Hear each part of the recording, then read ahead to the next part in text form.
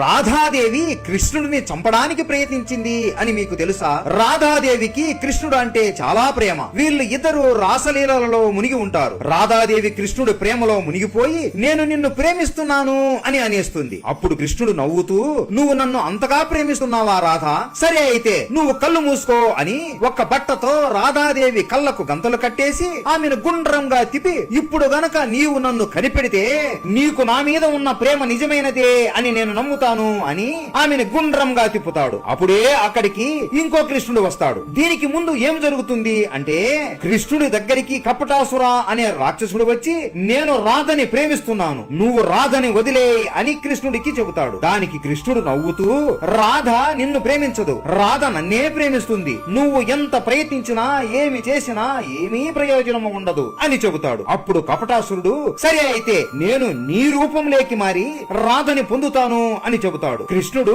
సరే నీ కర్మ అనుభవించు అని చెప్పి ఉంటాడు. అప్పుడు కపటాసురుడు కృష్ణుడి మారువేషంలో రాధా వద్దకు వస్తాడు. రాధాదేవి సంతోషంగా కృష్ణుడి కోసం వెతుకుతూ ఉంటుంది. ఎప్పుడైతే రాధాదేవి కృష్ణుడి మారువేషంలో ఉన్న కపటాసురుడనే రాక్షసుడిని పట్టుకుంటుందో, రాధాదేవి ముఖం మీద ఉండే చిరునవ్వు కోపంగా మారిపోయి, ఎవరు నువ్వు? నువ్వు నా కృష్ణుడివి కాదురా అని ఆమె తలలో ఉన్న నెమిలి పింఛాన్ని తీసుకొని కపటాసురుడి ఛాతీ మీద గుచ్చి అతని ఛాతీ మీద గట్టిగా ఒక తన్ను తంతుంది. అంతే, కృష్ణుడి వేషంలో ఉన్న ఈ కపటాసురుడు లోయలో పడిపోయి చనిపోతాడు. ఇదంతా గమనిస్తున్న కృష్ణుడు నవ్వుతూ రాధాదేవి కళ్ళకు ఉన్న గంతలు తీసేసి ఆమెను హత్తుకుంటాడు. రాధాదేవి అంటే మీకు ఇష్టమా? ఉంటే రాధే రాధే అని కామెంట్ చేయండి.